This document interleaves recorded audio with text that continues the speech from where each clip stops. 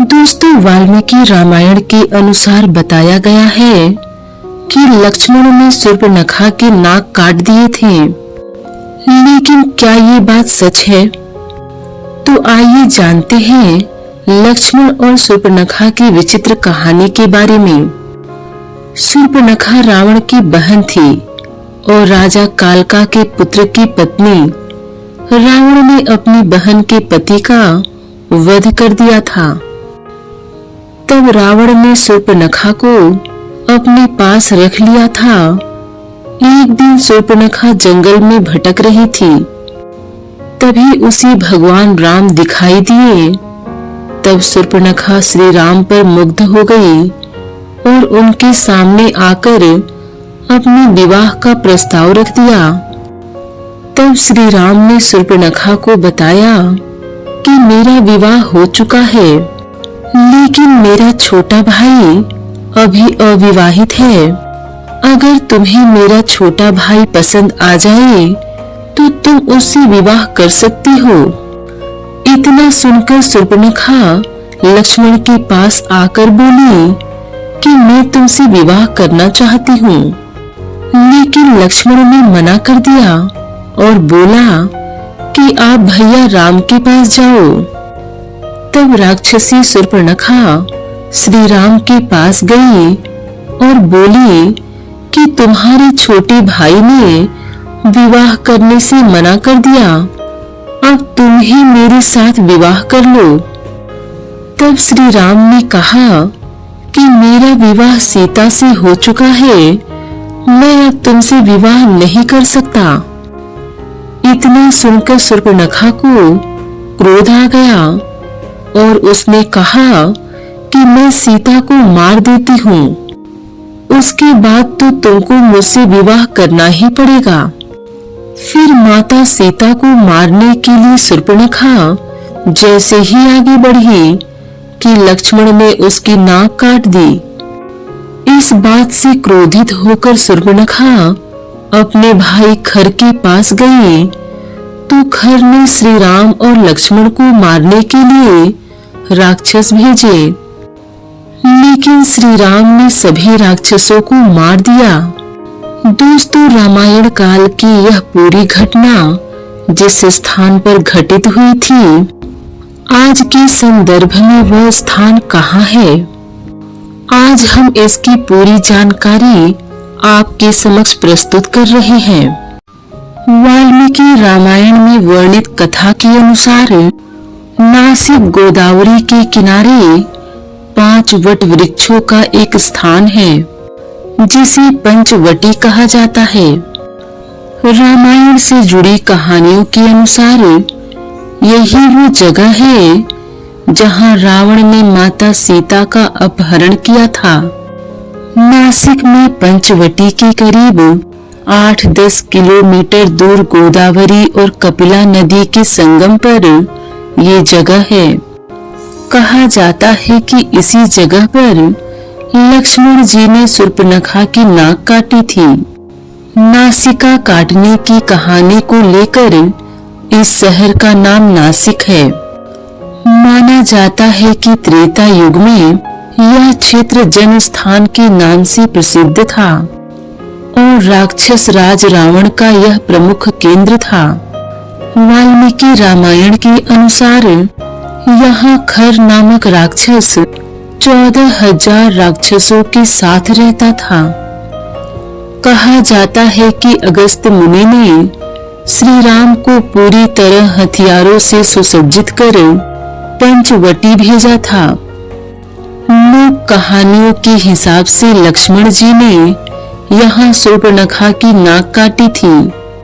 पंचवटी के आसपास ही ऐसे कई स्थान हैं जहाँ भगवान राम और सीता जी से जुड़े प्रसंग जोड़े जाते हैं। पंचवटी के पास महसरूल में 2 सरोवर श्री राम और माता सीता के नाम पर हैं। कहा जाता है कि दोनों इन सरोवरों में स्नान करते थे। इन दोनों सरोवरों के अलावा इसके पास राम सेज पर्वत नाम की जगह है जहाँ के लिए मान्यता है कि यहाँ भगवान राम और माता सीता ने विश्राम किया था। सिद्धेश्वर प्रवरा संगम पर ये तीर्थ है। माना जाता है कि लोक विश्वास के अनुसार हरिण रूपी मारीच श्री राम से डरकर यहाँ छुप गया था।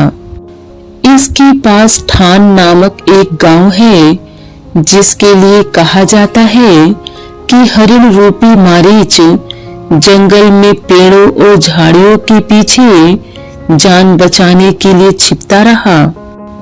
जहां जहां से भगवान राम ने खड़े होकर निशाना साधा था, उस जगह को ठान कहा जाता है। यहाँ एक बाणेश्वर मंदिर है और इसके लिए कहा जाता है कि यहाँ खड़े होकर भगवान श्री राम ने मारीच को बाण मारा था।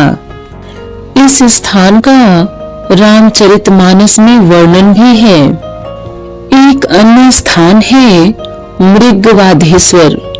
इस जगह के लिए कहा जाता है कि यहाँ मारीच को बाण लगा था और उसके बाद उसके टुकड़े टुकड़े हो गए थे। यह स्थान नेपाल से करीब 12 किलोमीटर दूर है। मारीच में बाण लगने के बाद श्री राम की आवाज की नकल करते हुए लक्ष्मण जी से सहायता की गुहार की थी। माता सीता की प्रेरणा से लक्ष्मण जी श्री राम से मिलने गए। तब मध्यमेश्वर में श्री राम और लक्ष्मण जी की भेंट हुई थी।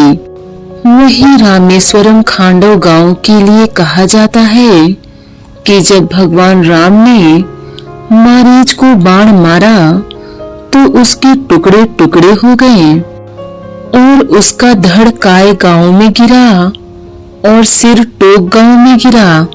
लोक मान्यता के अनुसार श्री राम के बाण से मृत मारीच का धड़ रामेश्वरम मंदिर में गिरा था। इसके बाद माता सीता को ढूंढने की कहानी शुरू होती है। इसी जगह के लिए कहा जाता है कि जब रावण सीता को ले जा रहा था, तब रावण का जटायु से युद्ध हुआ था। यहाँ भगवान राम को जटायु जमीन पर गिरे मिले थे और भगवान राम ने उनका अग्नि संस्कार किया और जलांजलि दी। इसके बाद भगवान राम और भाई लक्ष्मण सीता को ढूंढते हुए मुंबई आए थे। लोक कथा के अनुसार श्री राम ने लंका अभियान के समय घोड़ नदी के किनारे रूर नामक राक्षस का वध किया था। राक्षस का सिर यहाँ गिरा था, इसलिए यह स्थल सिररूर था, जो सिरूर हो गया है। यहाँ श्री राम द्वारा स्थापित भगवान शिव का एक विशाल मंदिर है। कहा जाता है कि तुलजापुर में सती माता ने श्री राम की परीक्षा लेने के बाद श्री राम को सीतान्वेषण में सफल होने का वरदान दिया था। तभी यहाँ का नाम श्री राम वरदायिनी हुआ है। इसके अलावा तुलजापुर में माता सती ने श्री राम को एक शिला पर अपने वास्तविक स्वरूप के दर्शन दिए और दक्षिण दिशा में सीता को ढूंढने के लिए कहा था। जिस शिला पर उन्होंने श्री राम को दर्शन दिए, वह आज घाट शिला मंदिर के रूप में प्रसिद्ध है।